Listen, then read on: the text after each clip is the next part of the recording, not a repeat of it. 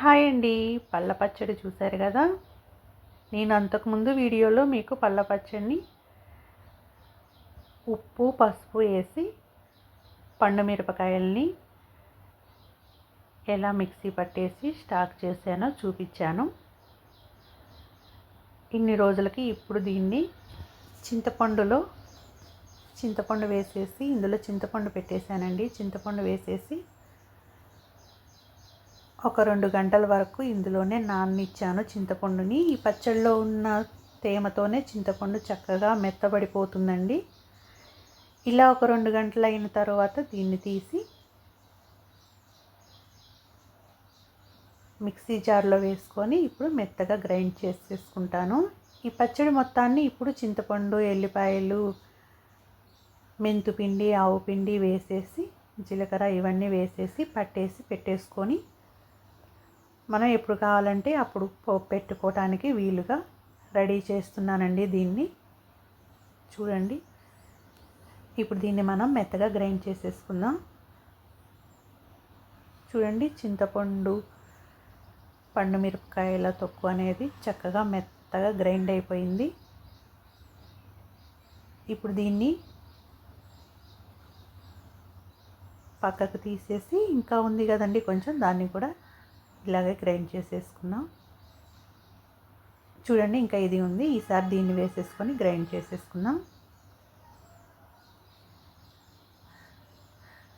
చూడండి, అది కూడా గ్రైండ్ చేసేసాను. చూడండి ఎంత బాగా వచ్చిందో, ఎంత కలర్ఫుల్గా ఎంత బాగుందో.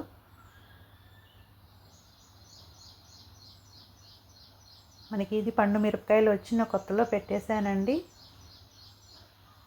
ఉప్పు పసుపు కలిపేసి అక్కడ పెట్టాను. నాకు ఇంతకుముందు వీడియో చూస్తే మీకు తెలుస్తుంది ఎలా స్టాక్ పెట్టానో నేను. చూడండి, దీంట్లో కొంచెం అంత పచ్చడి ఉంచేసి అందులో ఈ పచ్చడికి తగినన్ని ఎల్లిపాయలండి. నా దగ్గర ఇంకా సరిపోను లేవు, ఇంతవరకే ఉంటే వేసాను. మళ్ళీ కలుపుతాను. వెల్లుల్లిపాయలు మీరైతే ఇంకొంచెం ఎక్కువగా వేసేసుకోండి. ఇది మెంతులు, ఆవాలు వేయించి పొడి కొట్టుకున్నదండి. ఇది ఒక స్పూనున్నర వేసాను.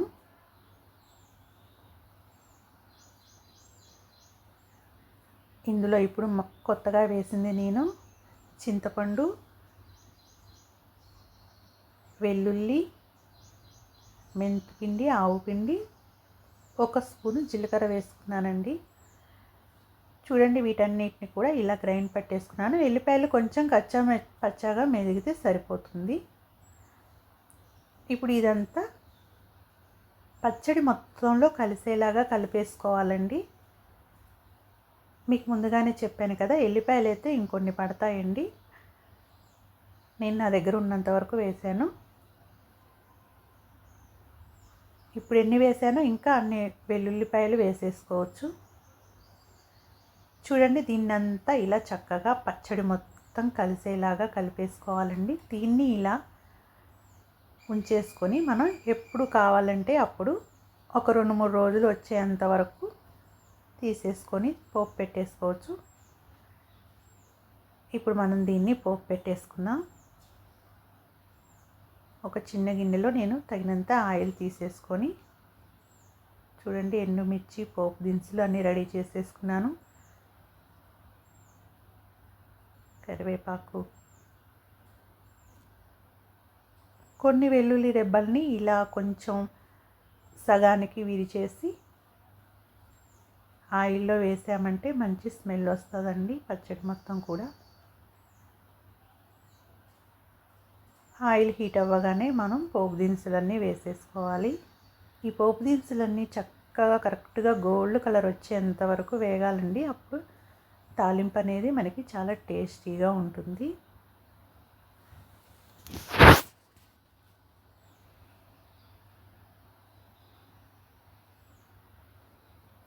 చక్కగా లో ఫ్లేమ్లో పెట్టేసుకొని ఈ పోపు అంతటిని వేగనివ్వాలి.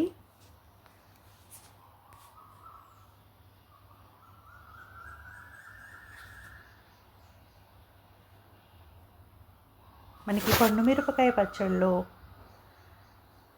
చక్కగా ఈ పోపు గింజలు తగులుతూ ఉన్నాయంటే శనగపప్పు, మినపప్పు చాలా టేస్టీగా అనిపిస్తుందండి.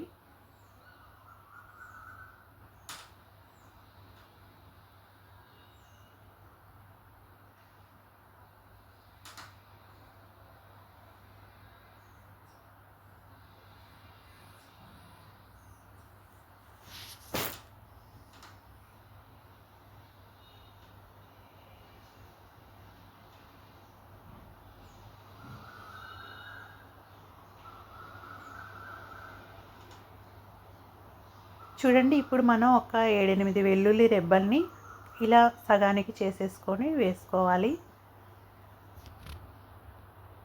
కొంచెం అంతా కరివేపాకు వేసేసుకున్నాను.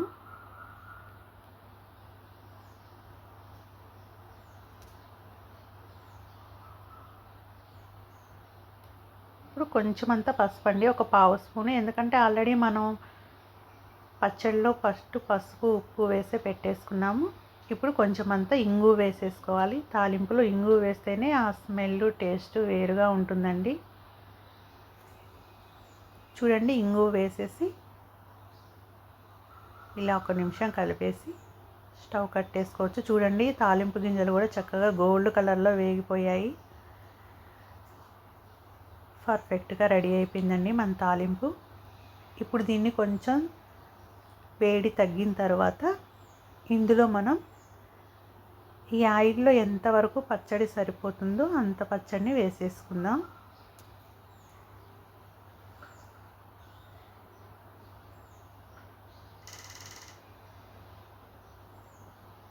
చూడండి, మనకి చాలా వరకు వేడి చల్లారిపోయింది ఆయిల్. ఇప్పుడు మనం ఈ పచ్చడిని తాలింపులో వేసేసుకోవాలి.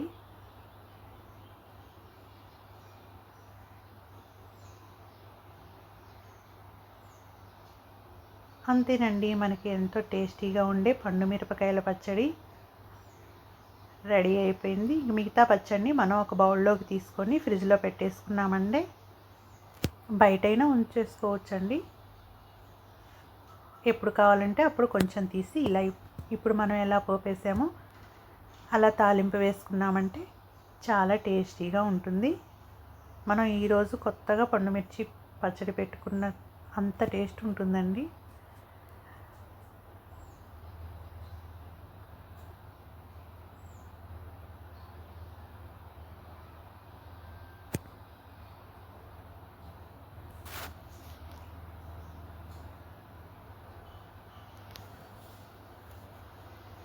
ఓకే ఫ్రెండ్స్, మీరు కొత్తగా నా ఛానల్ని చూస్తున్న వారైతే సబ్స్క్రైబ్ చేసుకోండి, షేర్ చేయండి, లైక్ చేయండి.